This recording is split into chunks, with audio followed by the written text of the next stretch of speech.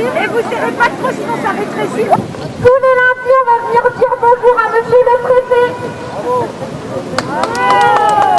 On veut bien un petit verre de café, si possible. Alors on y va.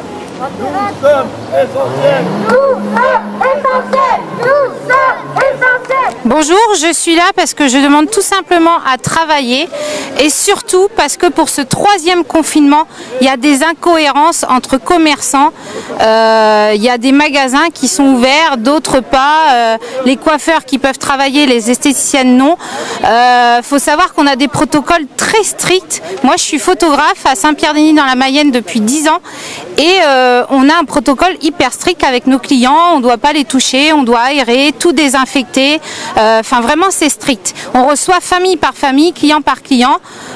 Donc, on comprend pas, en fait. On comprend pas que d'autres magasins, on va pas les citer, eux, ils ont le droit d'être ouverts. Il n'y a pas de jauge de personnes, de nombre pour rentrer dans les magasins. Pas forcément désinfecter les caddies et tout. Et alors que nous, on fait tout ça. C'est vraiment un gros budget même niveau produit pour faire la désinfection et du temps aussi. Et donc voilà, on veut que pour ce troisième confinement, il n'y ait pas d'incohérence en fait. Voilà, ça fait 10 ans. Je vais rentrer dans ma 11e année au mois d'octobre. Bonjour, écoutez, moi je suis venue aujourd'hui avec mes amis et collègues pour défendre nos droits et surtout pour expliquer et dire notre mécontentement. Voilà, nous on a envie de réouvrir, on veut travailler. On a des petites boutiques de prêt-à-porter notamment. Et voilà, j'estime qu'aujourd'hui, c'est pas chez nous que s'attrape le Covid. On a des moyens de protection qui sont mis en place. Personne n'a attrapé le Covid chez nous. Et voilà, on en a marre, tout simplement. Nous, on veut travailler, on ne veut pas d'aide. On veut retourner travailler. Et voilà, et je pense qu'il y a plein d'incohérences en ce moment qui se passent.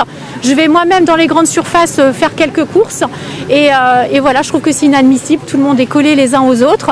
Et nous, petits commerçants, voilà, on nous interdit de travailler. Donc, je suis venue défendre nos droits aujourd'hui pour que l'on puisse réouvrir rapidement dans les mesures sanitaires obligatoires sans problème. Voilà, donc il y a un mécontentement, il y a un ras-le-bol avec trop d'incohérences aujourd'hui.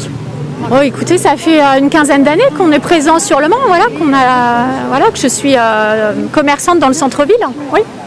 Écoutez, je suis quelqu'un d'assez optimiste, donc j'ai envie de vous dire que je pense que voilà, dès qu'on sera sorti plus ou moins de cette crise, je pense que dès que les restaurants, les bars vont réouvrir, je pense que les gens en ont marre, ils ont envie de profiter de la vie. Donc voilà, moi je suis confiante, je suis quelqu'un comme ça, donc j'ai envie d'y croire. Eh bien, je suis là parce que j'ai une école de remise en forme, pilates, stretching, yoga et multi-renforcement. Alors, je suis fermée comme tout petit commerce.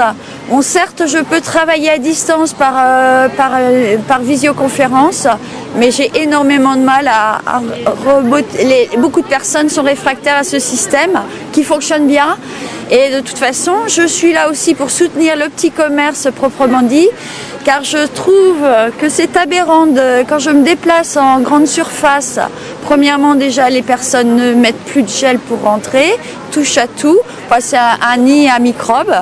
Et un petit commerçant peut canaliser et maîtriser beaucoup plus facilement la distanciation, toutes les mesures sanitaires, en accueillant ses clients à 2 ou 3 par commerce.